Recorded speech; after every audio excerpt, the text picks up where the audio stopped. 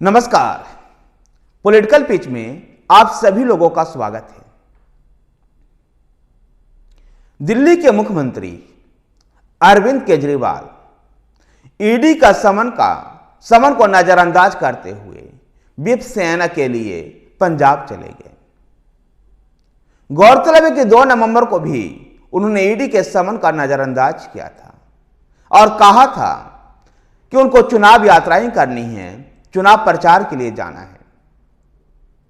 और अब फिर से एक बार ईडी के समन को नजरअंदाज कर विप सेना के लिए वो पंजाब चले गए।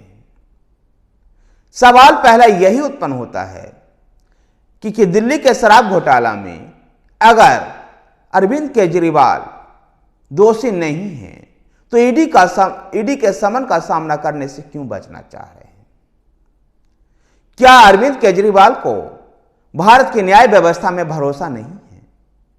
अगर भारत की न्याय व्यवस्था में उनको भरोसा है तो न्यायालय का सहारा लेना चाहिए, ईडी का समन का जवाब देना चाहिए। इस तरह से भागते रहने से उनकी छवि और अधिक धूमिल होगी।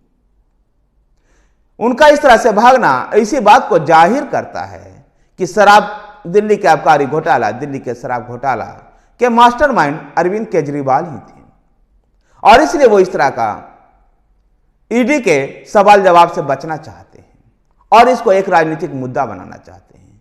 जैसा उन्होंने बताया भी कि ईडी का समन राजनीतिक से प्रेरित था। अरविंद केजरीवाल जी, अगर ईडी का समन वास्तविक रूप से राजनीति से प्रेरित है और हो भी सकता है तो भारत में स्वतंत्र न्यायपालिका है। न्यायपालिका पर तो भरोसा होना चाहिए। जो बातें आपको अपने बेगुनाह के लिए जो आप मीडिया से कर रहे हैं या अदालत में भी जाकर के अपनी बेगुनाही साबित कर सकते हैं। ऐसे में ईडी से डरने की आवश्यकता क्या है? ईडी ने पूछताछ के लिए बुलाया है, आप जाइए पूछताछ के लिए। लेकिन अरविंद केजरीवाल केवल एक परसेप्शन की राजनीति करना चाहते हैं और इसलिए वो ईडी का समन को नजरअंदाज कर पहले चुनाव प्रचार में लगे रहे और अब पंजाब में विप सेना के लिए चले गए हैं। दिल्ली सरकार के बड़े मंत्री मनीष सिसोदिया पहले ही इस केस में जेल में है और आम आदमी पार्टी का एक और बड़ा नेता संजय सिंह भी दिल्ली शराब घोटाले में जेल में है। ऐसे में आम आदमी पार्टी के लिए चुनौती यह है कि अगर अरविंद केजरीवाल को भी जेल जाना पड़ा तो पार्टी और दिल्ली की सरकार का नेतृत्व कौन करेगा?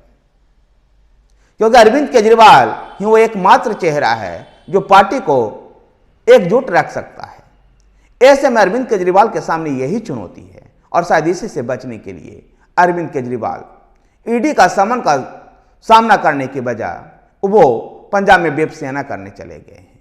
धन्यवाद साथियों।